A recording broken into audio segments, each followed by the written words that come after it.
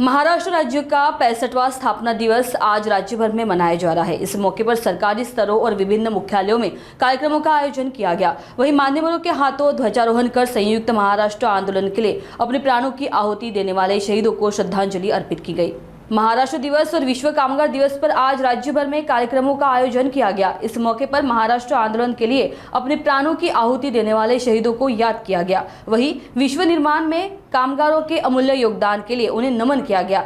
नासिक के येवला तहसील कार्यालय में विधायक पंकज भुजबल के हाथों ध्वजारोहण किया गया। इस मौके पर प्रांत अधिकारी बाबा साहेब गाडवे, तहसीलदार आबा महाजन के साथ अन्य सरकारी अधिकारी उपस्थित थे। वहीं विदर्भ के अमरावती में शालेय शिक्षण मंत्री दादा भूसे के हाथों पुलिस मुख्यालय मैदान में ध्वजारोहण समारोह संपन्न किया गया। इस दौरान उत्कृष्ट कार्य करने वाले अधिकारियों व कर्मचारियों को दादा भूसे द्वारा सम्मानित किया गया।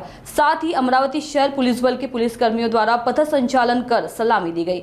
साथ ही गोंदिया में भी महाराष्ट्र दिवस उत्साह के साथ मनाया गया। जिले के पालक मंत्री बाबा साहेब पाटिल की उपस्थिति में पुलिस मुख्यालय परिसर में ध्वज फहराया गया। इस अवसर पर गोंदिया जिले के 24 अधिकारी व कर्मचारियों को पालक मंत्री बाबा साहेब पाटिल के हाथों पुलिस महानिरीक्षक का प्रशस्ति पदक प्रदान कर सन्मानित किया गया। या वारसा राज्याला लाभलेला आहे। देशाच्या विकासात महाराष्ट्राचे योगदान मोलाचे आहे। हिंदू सम्राट बाळासाहेब ठाकरे महाराष्ट्र समृद्धी महामार्गाचा नागपूर ते गोंदिया विस्तार करण्यात येणार आहे।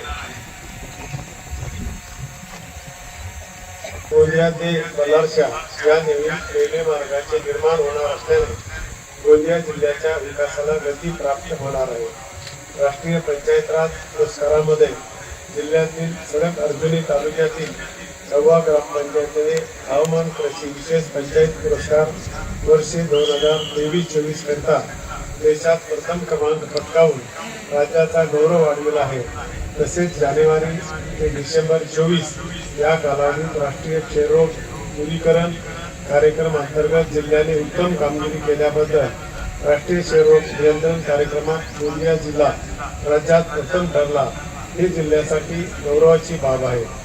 सहकार विभागामार्फत राज्यातील 12,000 प्राथमिक कृषी पतपुरवठा सहकारी संस्थेचे संगणकीकरण करण्यात येणार असून गोंदिया जिल्ह्यातील 131 सहकारी संस्थांचा यात समावेश आहे।